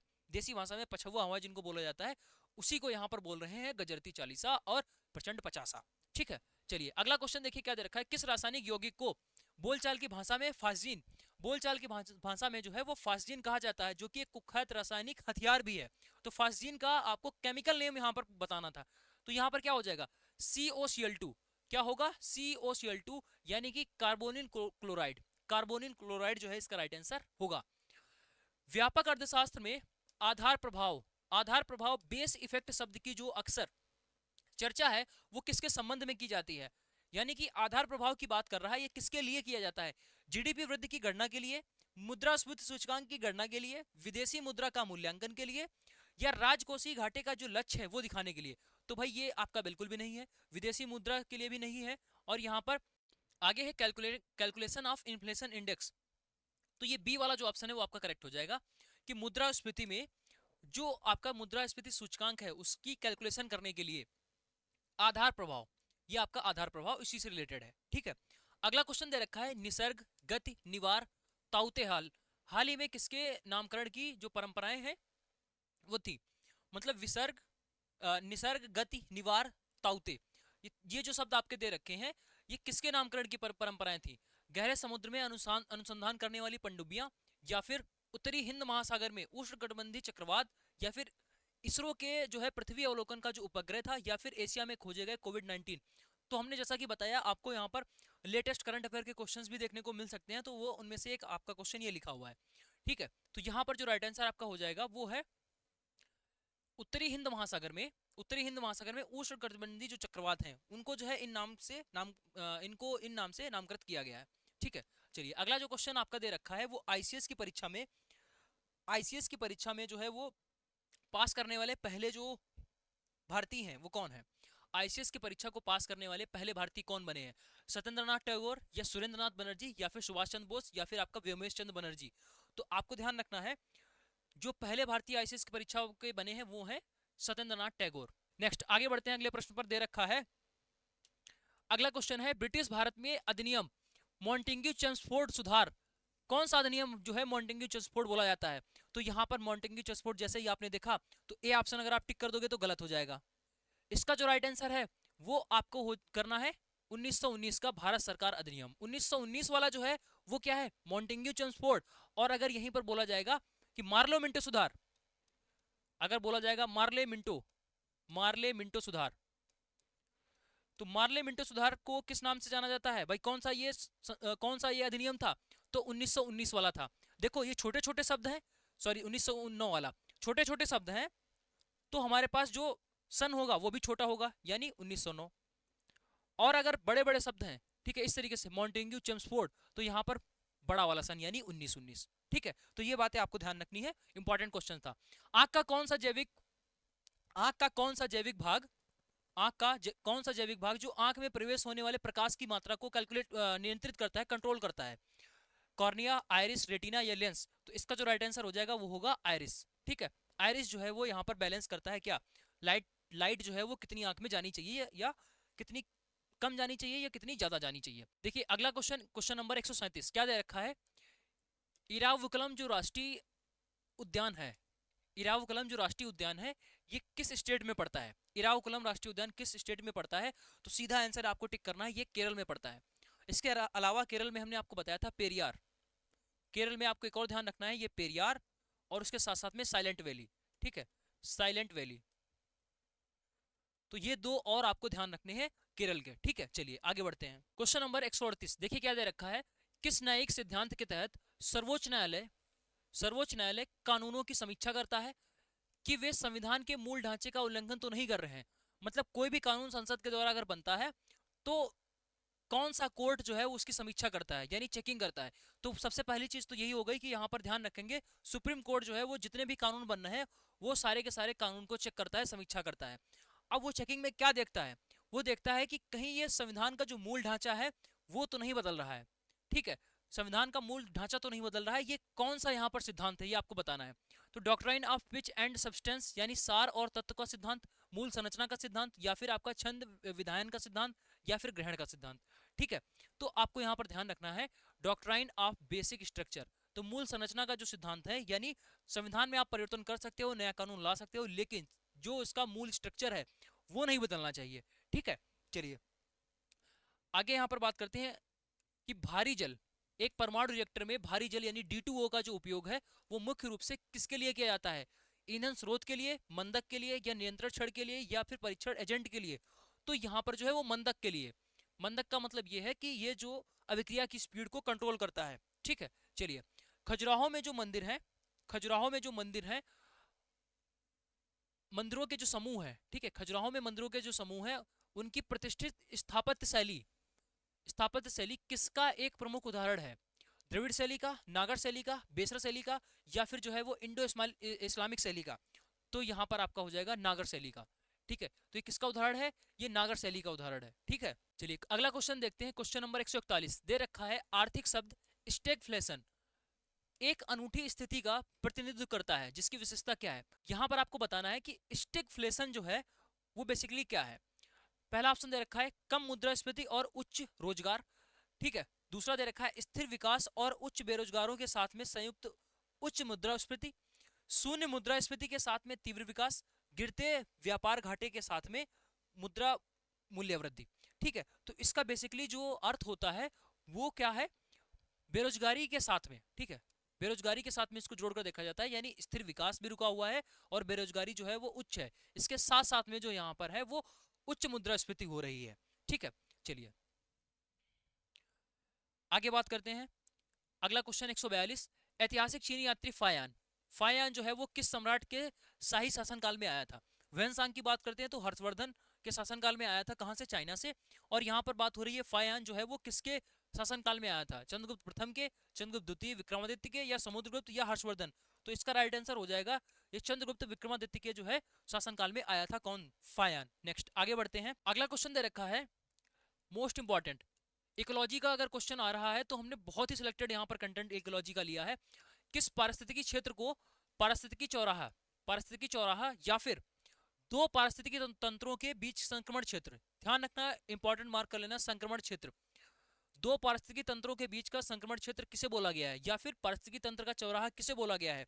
तो सीधा आपको ध्यान रखना है इकोटोन, इकोटोन ध्यान रखना, इकोटोन। ठीक है, चलिए नेक्स्ट आगे अगले क्वेश्चन की बात करते हैं। संविधान का कौन सा अनुच्छेद जो है वो भारत के वित्त आयोग की स्थापना करने का है? कौन सा जो आर्टिकल है जिसके तहत वित्त आयोग की स्थापना की गई है, यानी फाइनेंस कमीशन की स्थापना की गई है? तो इसका जो राइट आंसर हो जाएगा वो है आर्टिकल 280। आर्टिकल 280 में वित्त आयोग की स्थापना की गई है। आगे बात करते हैं यहाँ पर पानी का वह कौन सा मूलभूत गुण है जो कीड़ों को बिना डूबे हुए उनकी सतह पर चलने की अनुमति देता है? जबकि कोई भी चीज अगर आप पानी में डालते हो तो वो जो है डूब जाती है, लेकिन कीड़े आसानी से पानी पर चल लेते हैं। तो वो किस किसकी वजह से ऐसा हो पाता है? उच्च श्यानता, पृष्ठ तनाव, या केशिकत्व, या फिर गुप्त ऊष्मा? तो यहाँ पर इसका राइट आंसर हो जाएगा सरफेस टेंशन, यानी पृष्ठ तनाव की वजह से जो है ये बातें हो पाती हैं। चलिए अगला क्वेश्चन दे रखा है डंपा टाइगर रिजर्व। ठीक है, डंपा टाइगर रिजर्व जो है वो किस भारतीय राज्य में स्थित है? मिजोरम में, नागालैंड में, अरुणाचल प्रदेश में, या फिर मणिपुर में? तो डंपा टाइगर रिजर्व जो है वो आपका किस में है? मिजोरम में स्थित है। डंपा टाइगर रिजर्व जो है मिजोरम में स्थित है। ठीक है, आगे बढ़ते हैं। अगला क्वेश्चन क्या दे रखा है? क्वेश्चन नंबर 147, 1933 में शुरू की गई पत्रिका हरिजन के संपादक कौन था? हरिजन पत्रिका मोस्ट इंपॉर्टेंट है, इसको ध्यान रखना। हरिजन पत्रिका जो है वो 1933 में स्टार्ट की गई थी, ये भी ध्यान रखना। 1933 में किसके द्वारा चालू की गई थी? तो महात्मा गांधी के द्वारा। बहुत लोग यहाँ पर हरिजन शब्द सुनकर सीधा डॉक्टर भीमराव अम्बेडकर टिक करेंगे और सबसे पहले आपको ऑप्शन में मिल जाएगा और यहीं पर हो जाएगा गलत। ध्यान रखना, हरिजन जो पत्रिका के संपादक थे वो महात्मा गांधी जी थे। ठीक है, तो इस बात को आपको विशेष तौर पर ध्यान रखना है। ठीक, चलिए आगे अगले क्वेश्चन पर बढ़ते हैं। कार्बन डेटिंग की अवधारणा वैश्विक रूप से किस अंतरराष्ट्रीय पर्यावरण सम्मेलन प्रोटोकॉल से उत्पन्न हुई? जो कार्बन डेटिंग की अवधारणा है, कार्बन डेटिंग से जो है ये जीवाश्म की एज का पता लगाया जाता है, जहां पर ध्यान रखना कार्बन 14 का उपयोग करते हैं। कार्बन का समस्थानिक जो है वो कार्बन 14, इसका उपयोग किया जाता है। इसके साथ साथ में यहाँ पर नाइट्रोजन 14 का उपयोग किया जाता है। बेसिक जो है पूछा जाने वाला क्वेश्चन ये है, कार्बन डेटिंग में कौन से कार्बन का उपयोग करते हैं? कार्बन 14 दे रखा होगा, 15 दे रखा होगा, ऐसा करके दे रखा होगा, तो हमें कार्बन 14 लगाना होगा। ठीक है, दूसरी चीज यहाँ पर ये है, ये क्या हुआ था? क्योटो प्रोटोकॉल ऑलरेडी हम पहले भी बता चुके हैं इसके बारे में। क्योटो प्रोटोकॉल जो था वो पर्यावरण को लेकर किया गया था, और इसमें यहाँ पर सबसे ज्यादा जो है वो किस पॉइंट पर बात की गई थी? यहाँ पर ग्रीन हाउस गैसेस के बारे में बात की गई थी। ठीक है, ग्रीन हाउस गैसेस के लिए अगर कोई ग्रीन हाउस, ठीक है, ग्रीन हाउस गैस के लिए अगर किसी मीटिंग की बात होगी तो उसमें सबसे पहला नाम क्योटो प्रोटोकॉल का ही आएगा। तो ग्रीन हाउस गैस सबसे ज्यादा जो है वो कौन सी है? CO2। चलिए आगे बात करते हैं। वित्तीय शब्द जो है वो मसाला ब्रांड, वित्तीय शब्द मसाला ब्रांड जो है वो भारतीय संस्थाओं द्वारा कहाँ जारी किए गए रुपए मूल्य वर्ग के बांड को संदर्भित करता है? सबसे पहले घरेलू भारतीय बाजार, या फिर विदेशी अंतरराष्ट्रीय पूंजी बाजार, या केवल सार्क में, या फिर भारतीय रिजर्व बैंक के विशेष विंडो? तो इसका जो राइट आंसर है वो आपके पास में हो जाएगा विदेशी अंतरराष्ट्रीय बाजार, अंतरराष्ट्रीय पूंजी बाजार। ठीक है, बी वाला जो ऑप्शन है वो यहाँ पर करेक्ट हो गया। चलिए आगे दे रखा है, भारतीय संविधान के किस भाग को भारत का मैग्ना कार्टा कहा जाता है? मैग्ना कार्टा किसे कहते हैं? नागरिकता को, या फिर मौलिक अधिकार को, या DPSP को, या फिर मौलिक कर्तव्य को? तो मैग्ना कार्टा यहाँ पर बोला गया है मौलिक अधिकार को। ठीक है, मौलिक अधिकार भाग नंबर 3, यह भी पूछा जाता है मौलिक अधिकार किस में आता है? भाग 3 में आता है। नागरिकता 2 में आती है। संघ राज्य क्षेत्र जो है वो भाग 1 में आएगा, और इसके अलावा भाग 4 में जो है वो DPSP यानी राज्य के निर्देशक तत्व आएंगे। 4A में जो है वो आपका मौलिक कर्तव्य आएगा। 4A में जो है वो मौलिक कर्तव्य आएगा। नेक्स्ट अगला क्वेश्चन दे रखा है, भारत का विश्व का सबसे बड़ा और सबसे गहरा महासागर, पहले भी बता चुके हैं आपको, ये प्रशांत महासागर है। प्रशांत महासागर इसका राइट आंसर हो जाएगा। नेक्स्ट आगे बढ़ते हैं। प्रसिद्ध सांची स्तूप का निर्माण जो है वो किसने करवाया था? सांची स्तूप का जो निर्माण था वो अशोक ने करवाया था। सांची स्तूप का निर्माण जो है वो अशोक ने करवाया। चलिए नेक्स्ट, भारतीय राष्ट्रीय कांग्रेस के किस अधिवेशन की अध्यक्षता जो है वो महात्मा गांधी ने की थी? एकमात्र अधिवेशन जिसमें महात्मा गांधी जी ने अध्यक्षता की थी वो कौन सा था? तो यहाँ पर जो है वो क्या हो जाएगा? बेलगांव। इसको ऐसे हमेशा ध्यान रखना कि गांधी जी जो हमेशा गांव से जुड़े रहते थे, तो सीधा हम बेलगाम ग्राम बेलग्राम बेलग्राम ऐसे करके इसको याद कर सकते हो, बेलग्राम। तो बेलगाम अधिवेशन 1924, इसकी जो डेट है उसको भी याद रखेंगे। 1924 में बेलगाम अधिवेशन की जो अध्यक्षता थी वो महात्मा गांधी ने की थी। ठीक है, 1925 में जो है वो किसने की थी? सरोजनी नायडू। 1925 का जो था उसमें सरोजनी नायडू, ये भारत की पहली महिला थी जिन्होंने भारतीय राष्ट्रीय कांग्रेस की अध्यक्षता की थी। ठीक है, हरिपुरा अधिवेशन में जो है किसने अध्यक्षता की थी? सुभाष चंद्र बोस जी ने। हरिपुरा अधिवेशन में सुभाष चंद्र बोस जी ने अध्यक्षता की थी, सुभाष चंद्र बोस। ठीक है, अब आप लोग बताइएगा लाहौर अधिवेशन 1929 में अध्यक्षता किसने की? ठीक है, इसका आंसर कमेंट में आना चाहिए। इस क्वेश्चन का आंसर जो है वो आप लोग जरूर से कमेंट करना। नहीं पता है तो गूगल पर सर्च करो कि 1929 में लाहौर में जो अधिवेशन हुआ था भारतीय राष्ट्रीय कांग्रेस का, उसकी अध्यक्षता किसने की थी? ठीक है, हरिपुरा अधिवेशन सुभाष चंद्र बोस, कानपुर में जो है वो सरोजनी नायडू ने किया था। ये पहली जो है इंडियन फीमेल थी, first Indian female, first Indian female. ठीक है, जिन्होंने भारतीय राष्ट्रीय कांग्रेस की अध्यक्षता की। ठीक, चलिए नेक्स्ट आगे बढ़ते हैं। देखिए अगला क्वेश्चन दे रखा है, क्वेश्चन नंबर 154। लोधी वंश का संस्थापक कौन था? लोधी वंश का जो संस्थापक था वो कौन था? बहलोल लोधी, सिकंदर लोधी, इब्राहिम लोधी या फिर खिज्र खान? तो ध्यान रखना, बहलोल लोधी। कौन था? बहलोल लोधी। अगर बात करते हैं सबसे अंतिम की, लास्ट, तो ये था इब्राहिम लोधी। सबसे आखिरी शासक जो था वो कौन था? इब्राहिम लोधी, लास्ट। ठीक है, इसके साथ साथ में ये भी ध्यान रखना कि इब्राहिम लोधी ही ओनली ओनली एक ऐसा मात्र शासक था मध्यकालीन। ठीक है, मध्यकालीन इतिहास का एकमात्र ऐसा शासक था जो रणभूमि में मारा गया था। किसके द्वारा? बाबर के द्वारा। ठीक है, 1526 में पानीपत के प्रथम युद्ध में ये मारा गया था। पानीपत, 1526 में पानीपत का जो प्रथम युद्ध हुआ था, किसके किसके बीच में? बाबर और इब्राहिम लोधी के बीच में। ठीक है, बाबर व इब्राहिम लोधी। तो बाबर और इब्राहिम लोधी के बीच में जो युद्ध हुआ, इसमें बाबर जो है वो जीत जाता है और इसको जो है निपटा देता है, खत्म कर देता है। ठीक है, तो यहीं से क्वेश्चन बनता है कि मध्यकालीन इतिहास का एक ऐसा शासक जो युद्ध भूमि में मारा जाता है वो था इब्राहिम लोधी। ठीक है, इब्राहिम लोधी यहाँ पर मारा जाता है और बाबर जो है इसके बाद में मुगल साम्राज्य की स्थापना कर देता है। ठीक है, यहीं पर जो है पूछा जाता है अगला क्वेश्चन कि ये जो खिज्र खान है ये कौन है? सैयद वंश की स्थापना इसने की थी, सैयद वंश का संस्थापक। ठीक है, तो सैयद वंश का संस्थापक कौन था? खिज्र खान। ये तीनों बातें आपको ध्यान रखनी है। चलिए नेक्स्ट आगे बढ़ते हैं अगले प्रश्न पर। अजंता की जो गुफाएं हैं वो भारत के किस राज्य में स्थित हैं? तो अजंता की गुफाएं जो है वो भारत के किस राज्य में स्थित हैं? ये आपका हो जाएगा महाराष्ट्र में स्थित है। अजंता की गुफाएं कहाँ स्थित है? महाराष्ट्र में। नेक्स्ट आगे क्वेश्चन पर बढ़ते हैं।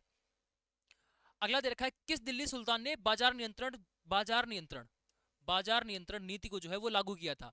तो बाजार नियंत्रण नीति को जो है वो किसने लागू किया था? ये अलाउद्दीन खिलजी।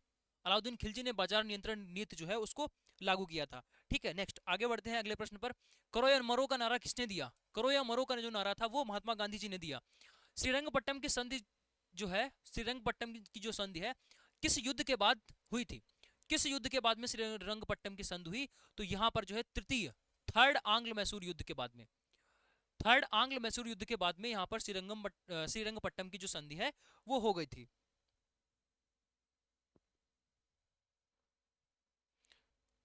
चलिए अगला क्वेश्चन दे रखा है, छत्रपति शिवाजी महाराज के जो धार्मिक गुरु थे वो कौन थे? तो ये थे समर्थ रामदास।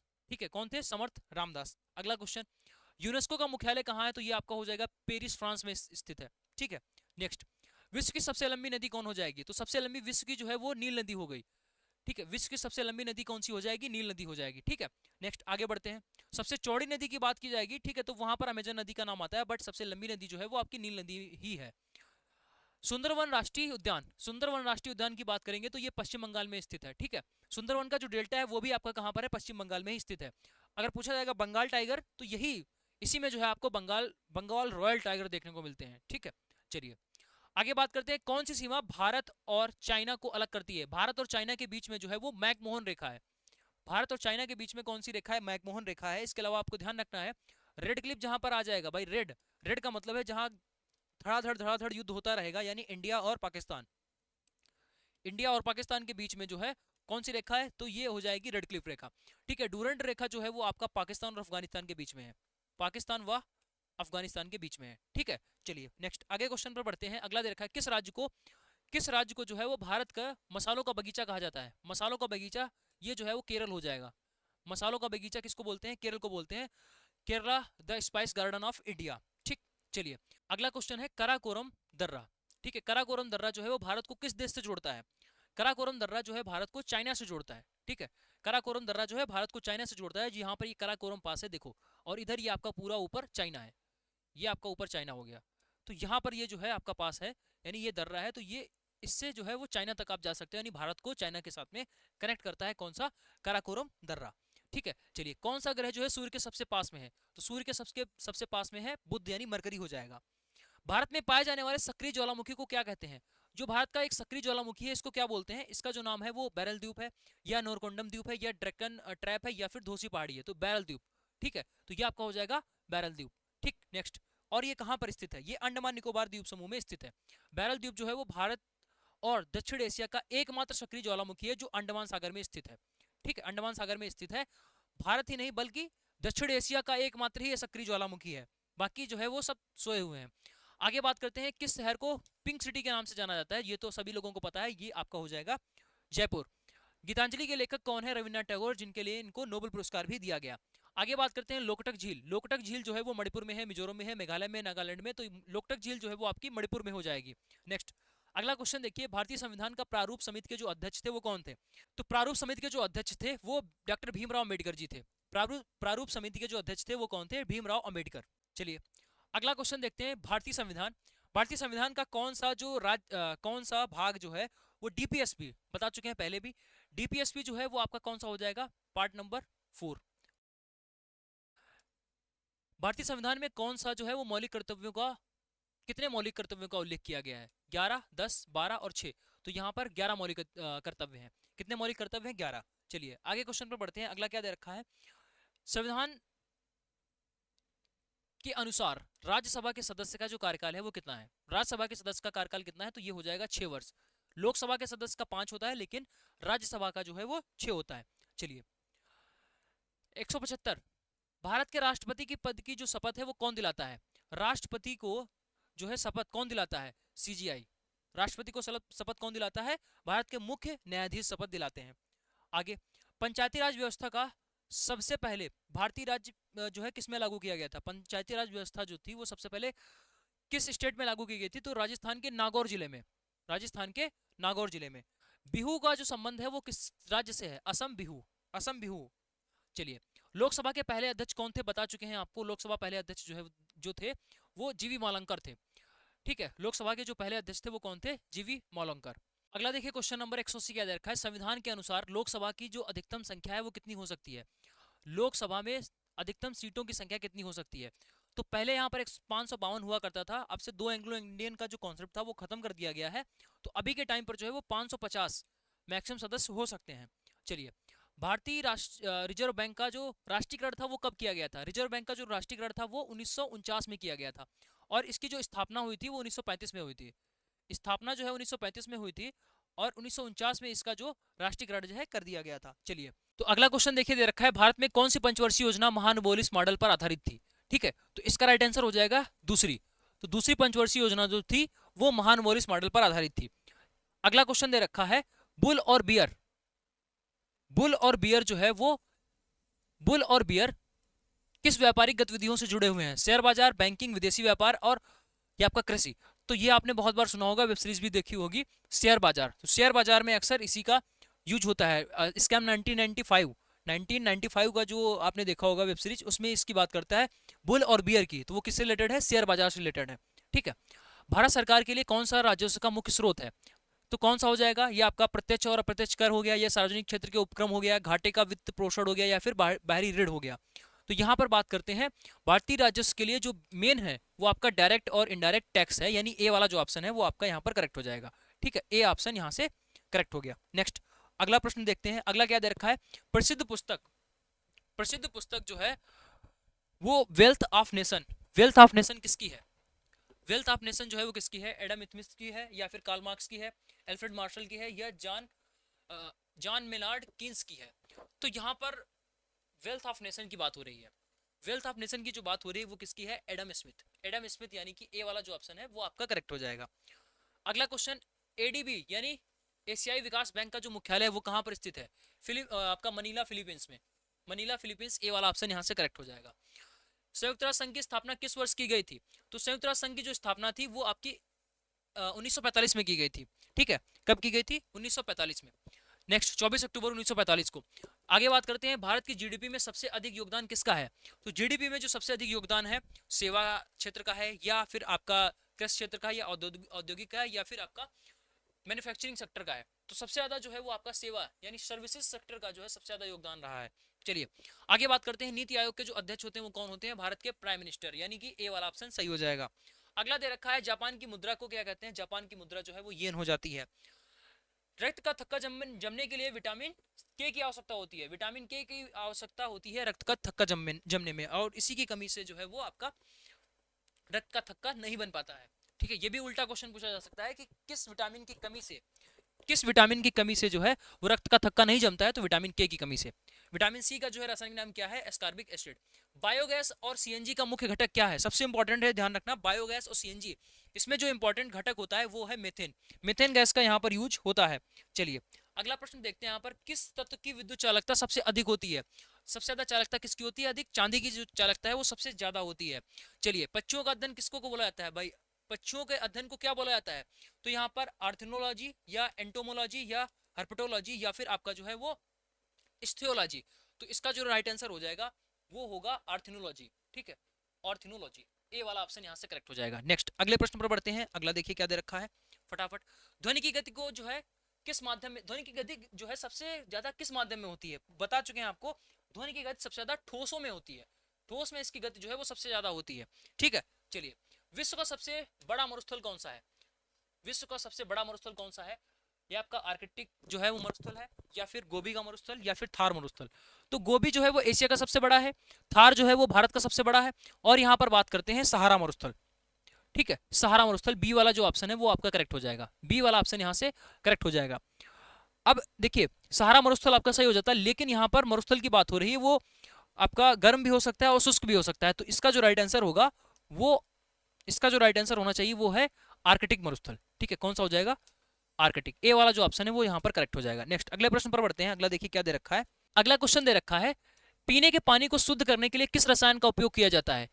बहुत लोग इसमें फ्लोरीन लगाएंगे, जो कि गलत हो जाएगा। फ्लोरीन नहीं, यहाँ पर क्लोरीन का उपयोग करते हैं। क्लोरीन, पानी में क्लोरीन मिलाया जाता है शुद्ध करने के लिए। ठीक है, चलिए मनुष्य का वैज्ञानिक नाम क्या हो जाएगा? तो मनुष्य का वैज्ञानिक नाम है होमोसेपियंस। वैज्ञानिक नाम मनुष्य का क्या हो जाएगा? होमोसेपियंस। मानव शरीर की ग्रंथि जो है, मास्टर ग्रंथि जिसको बोला जाता है, वो कौन सी है? तो ये होगी पिट्यूटरी ग्लैंड्स। Pituitary glands. ठीक है, चलिए आगे यहाँ पर बात करते हैं निकट दृष्टि दोष। निकट दृष्टि दोष में किस प्रकार के लेंस का उपयोग किया जाता है? तो ये होगा अवतल। अवतल, देखो बहुत शानदार ट्रिक बताते हैं, कभी भी आपका क्वेश्चन गलत नहीं होगा। जब पूछे दूर दृष्टि दोष, दूर दृष्टि दोष, जब पूछे दूर दृष्टि दोष, जब दूर दृष्टि दोष पूछे तो सीधा ध्यान रखना, दूर की बात हो रही है, ऊ लग रहा है यहाँ पर, ऊ। ठीक है, तो इससे ध्यान रखना उत्तर लगेगा।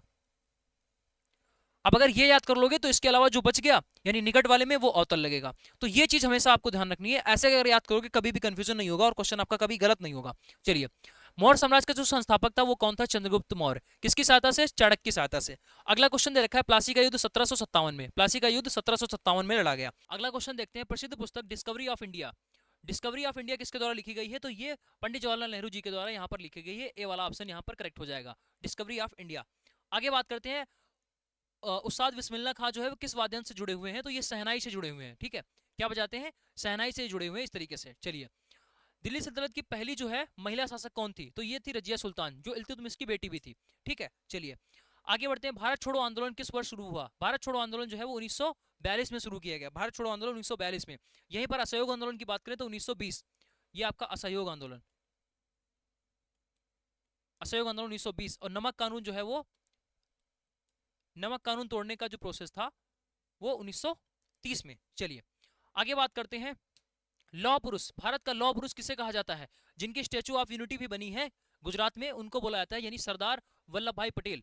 ठीक है, सरदार वल्लभ भाई पटेल, इनके जन्म दिवस पर जो है वो एकता दिवस भी मनाया जाता है। चलिए आगे यहाँ पर बात करते हैं, गौतम बुद्ध का जो जन्म था वो कहाँ हुआ था? गौतम बुद्ध का जो जन्म था वो लुम्बिनी, कपिलवस्तु, नेपाल। चलिए आगे बढ़ते हैं, विश्व का सबसे बड़ा नदी द्वीप, सबसे बड़ा नदी द्वीप की बात हो रही है तो ये हो जाएगा माजुली।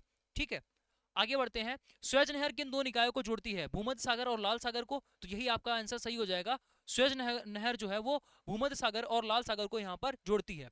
ठीक है, चलिए। भारतीय राज्य जिसकी तट रेखा जो है सबसे लंबी है, गुजरात। गुजरात की जो है सबसे लंबी तट रेखा वाला ये राज्य बन जाता है। सफेद हाथियों की भूमि पहले भी आपको बता चुके हैं, ये आपका हो जाएगा कौन, थाईलैंड। नेक्स्ट, अगला दे रखा है किस ग्रह को लाल ग्रह कहते हैं, तो ये आपका क्या हो जाएगा, मंगल। ठीक है, कौन सा ग्रह है, मंगल। चलिए आगे बढ़ते हैं। अगला क्वेश्चन जो है क्या दे रखा है, पाक जलडमरू मध्य जो है भारत और किस देश को अलग करता है। पाक जलडमरू मध्य यानी भारत और श्रीलंका। भारत और श्रीलंका के बीच में, भारत और श्रीलंका के बीच में पाक जलडमरू मध्य यहाँ पर है। ठीक है, भारत और श्रीलंका के बीच में। ठीक, चलिए, जैसे स्ट्रेट ऑफ हार्मोज वैसे ही यहाँ पर ये आपका पाक स्ट्रेट है। नेक्स्ट आगे बढ़ते हैं। भारत की सबसे ऊंची पर्वत चोटी कौन सी है, तो भारत की सबसे ऊंची पर्वत चोटी जो है वो कौन हो जाएगी, केटू। ये ध्यान रखना, ये इंपॉर्टेंट है, ये क्वेश्चन आपका छपेगा। गॉडविन ऑस्टिन केटू जो है वो भारत की सबसे ऊंची चोटी है। ठीक है, अगर यहाँ पर आप यहाँ पर लगा रहे हो कंचनजंगा लगा रहे हो, गलत हो जाएगा। हिमालय लगा रहे हो, गलत हो जाएगा। माउंट एवरेस्ट लगाओगे, गलत हो जाएगा। माउंट एवरेस्ट नेपाल में पड़ता है। ठीक है, तो इसका राइट आंसर हो जाएगा केटू। केटू जो है वो भारत की। आगे बात करते हैं दक्कन का जो पठार है, दक्कन का पठार किस देश में स्थित है, तो आप यहाँ पर देख सकते हो दक्कन का पठार ये इस रीजन में स्थित है, यानी एमपी के साइड में। तो ये आपका कहाँ पर है, भारत में। कहाँ पर है दक्कन का पठार, भारत में। पामीर का पठार और तिब्बत का पठार जो ये कहाँ पर है, वो चाइना के साथ में लगता है। बिहार का शोक किस नदी को बोला जाता है, बिहार का शोक जो है वो कोसी नदी। बिहार का शोक कौन सी नदी हो जाएगी, कोसी नदी। ठीक है, विश्व का सबसे गहरा महासागर कौन सा है, प्रशांत महासागर, पहले भी हम लोग कर चुके हैं। आगे बात करते हैं राज्यसभा का पदेन अध्यक्ष कौन कौन होता है।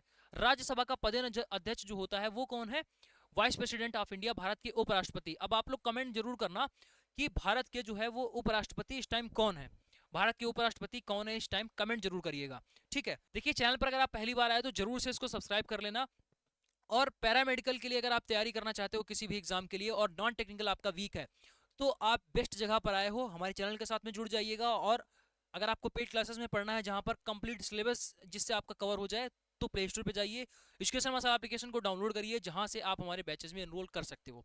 और फ्री ऑफ कॉस्ट आपकी यहाँ पर इस तरीके की क्लासेस लगाई जाती हैं, जिनके पीडीएफ भी आपको हमारे टेलीग्राम पर प्रोवाइड किए जाते हैं। क्लास आने के 1 से 2 दिन के अंदर अंदर आपको पीडीएफ जो है वो भेज दी जाती है। पहले क्लास कर लीजिएगा, चैनल को सब्सक्राइब कर लीजिएगा, जो क्वेश्चन पूछे जा रहे हैं उनका आंसर नीचे कमेंट कर दीजिएगा, एंड देन उसके बाद में एक से 2 दिन के बाद में ये पीडीएफ भी आपको दे दिया जाएगा, ताकि यहाँ से भी आपका रिवीजन हो और पीडीएफ से भी आप उसको रिवाइज कर सको। कुल मिलाकर आपका फायदा हर हाल में होना चाहिए, यहाँ पर ये हमारा मोटिव है। उसी चीज को चलते हुए यहाँ पर एमसीआरई के लिए लगातार हम डेली मैराथन्स करवा रहे हैं, जहां पर आपकी स्टैटिक जीके की, मैथ्स की, रीजनिंग की 1 शॉट क्लास आ रही है, जिसमें हर एक टॉपिक, हर एक चैप्टर को हमने कवर कर रखा है। ठीक है, तो अभी जो आप क्लास देख पा रहे हो इसमें टोटल हम लोग 222 क्वेश्चन डिस्कस कर चुके हैं और ये कंप्लीट पीडीएफ आपको मिल जाएगा। ठीक है, चलिए आगे बात करते हैं। यहाँ पर भारतीय संविधान में मौलिक अधिकार किस देश से लिया गया है, मौलिक अधिकार जो है वो किस देश से लिए गए हैं, तो ये आपका यूएसए से लिए गए हैं। ठीक है, सार्क का मुख्यालय कहाँ स्थित है, सार्क का मुख्यालय जो है आपसे पूछा जाएगा, तो ये काठमांडू में स्थित है। काठमांडू कहाँ, नेपाल। सार्क का मुख्यालय कहाँ स्थित है, नेपाल, काठमांडू। भारतीय संविधान का अनुच्छेद अस्पृश्यता का उन्मूलन, जब भी बात होगी अस्पृश्यता के उन्मूलन की, तो सीधा नाम आएगा किसका, आर्टिकल नंबर 17। आर्टिकल 17 में इसकी बात की गई है। समानता का अधिकार जो है वो आपका हो जाएगा आर्टिकल नंबर 14। समानता के अधिकार की बात कौन करता है, आर्टिकल नंबर 14। 21 में जो है वो आपका जीवन जीने का अधिकार है।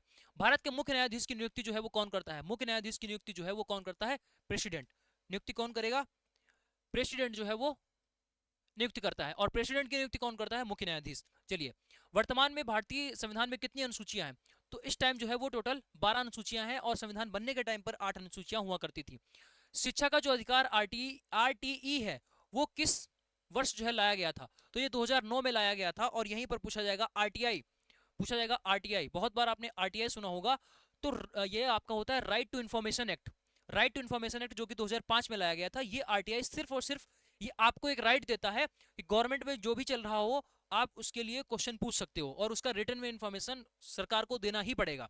लेकिन ऐसा होता है नहीं है, कुछ जो इन्फॉर्मेशन देने लायक होती है वो दे दी जाती है, बट हर इन्फॉर्मेशन नहीं दी जाती है। बट ये भी एक एक्ट लाया गया था 2005 में कि आपको जो भी इन्फॉर्मेशन चाहिए वो उसमें आप आरटीआई के थ्रू मांग सकते हो। ठीक है, अब वो कितना इन्फॉर्मेशन आपको मिलेगी किस डिपार्टमेंट से, वो सरकार पर डिपेंड करता है। ठीक है, यहाँ से सिर्फ और सिर्फ आप मांग सकते हो, बस इससे ज्यादा कुछ नहीं। तो ये है आरटीआई, बहुत बार आपने सुन रखा होगा। चलिए आगे बात करते हैं। भारत में संसद का चुनाव आयोजित करने के लिए कौन सा निकाय जिम्मेदार है, संसद का जो चुनाव है वो कौन नियोजित करता है, तो ये भारत का निर्वाचन आयोग, भारत का निर्वाचन आयोग। अच्छा, राज्य के अंदर कोई भी जो है अगर निर्वाचन करना होगा तो फिर वहां पर राज्य का निर्वाचन आयोग वो अलग होता है, ठीक है। और ये जो है वो क्या है, सेंट्रल का है, यानी भारत का निर्वाचन आयोग जो संसद, जो आपका संसद के जो निर्वाचन कार्यक्रम है उनको करवाता है। भारतीय संविधान का संरक्षक कौन है? संविधान का संरक्षक की जब भी बात होगी तो यहाँ पर सुप्रीम कोर्ट होगा। क्यों? क्योंकि अभी हमने एक क्वेश्चन आपको करवाया था, जब भी कोई कानून बनता है तो उसकी समीक्षा कौन करता है? सुप्रीम कोर्ट करता है। कि सुप्रीम कोर्ट ये चेक करता है ये जो कानून बना है क्या ये संविधान का जो आधारभूत ढांचा है उसको तो नहीं परिवर्तित कर रहा है, ठीक है। चलिए आगे बात करते हैं, किस संशोधन को भारतीय संविधान का लघु संविधान कहा जाता है? लघु संविधान, यहीं पर हमने आपको बताया था कि जो मेन आपका मेन जो संविधान जिस पर बना है वो क्या है? 1935 का एक्ट, 1935 का एक्ट। इसके बाद की अगर हम लोग बात करते हैं कि यहाँ पर लघु संविधान की संज्ञा किसको दी गई है, तो 42वां संविधान संशोधन जो हुआ था उसमें इतने ज्यादा संशोधन हो गए थे तो उसको संज्ञा दे दी गई कि भाई ये लघु संविधान ही है। चलिए आगे बात करते हैं, भारतीय रिजर्व बैंक का जो मुख्यालय है वो कहाँ पर स्थित है? तो ये मुख्यालय आपका मुंबई में स्थित है। रिजर्व बैंक का मुख्यालय कहाँ पर हो जाएगा? मुंबई में। आगे बात करते हैं, क्षेत्रफल की दृष्टि से भारत का सबसे छोटा राज्य कौन सा है? क्षेत्रफल की दृष्टि से जो है वो सबसे छोटा राज्य आपके पास में कौन हो जाएगा? गोवा। ए वाला ऑप्शन करेक्ट हो जाएगा। यहीं पर जनसंख्या पूछा जाएगा तो फिर हम बोल देंगे सिक्किम। चलिए नेक्स्ट क्वेश्चन की बात करते हैं, क्या दे रखा है? भारत में पंचवर्षीय योजनाओं को किस संस्थान द्वारा जो है वो प्रतिस्थापित किया गया था? योजना आयोग को बार बार आपको बताया था, ये कौन है? नीति आयोग। नीति आयोग, नीति आयोग द्वारा इसको रिप्लेस कर दिया गया था। पहले योजना आयोग हुआ करता था, ठीक है। चलिए वही आपका पंचवर्षीय योजना वाला। भारत में किस प्रकार की अर्थव्यवस्था है? मिश्रित, समाजवादी, पूंजीवादी और बंद। तो यहाँ पर भारत में ध्यान रखना मिक्स यानी मिश्रित अर्थव्यवस्था है, मिश्रित, ठीक है। चलिए भारत में जीएसटी किस तारीख को लागू किया गया था? जीएसटी जो है वो किस तारीख को लागू किया गया था? तो ये आपको लागू किया गया था 1 जुलाई 2017 को। जीएसटी जो है 1 जुलाई 2017 को यहाँ पर लागू किया गया था। ऑपरेशन फ्लड जो है वो किससे संबंधित है? ऑपरेशन फ्लड जो है वो आपका मिल्क से संबंधित है। ऑपरेशन फ्लड मिल्क से संबंधित है। चलिए भारत में जीडीपी, सकल घरेलू उत्पाद, ग्रॉस डोमेस्टिक प्रोडक्शन की गणना कौन करता है?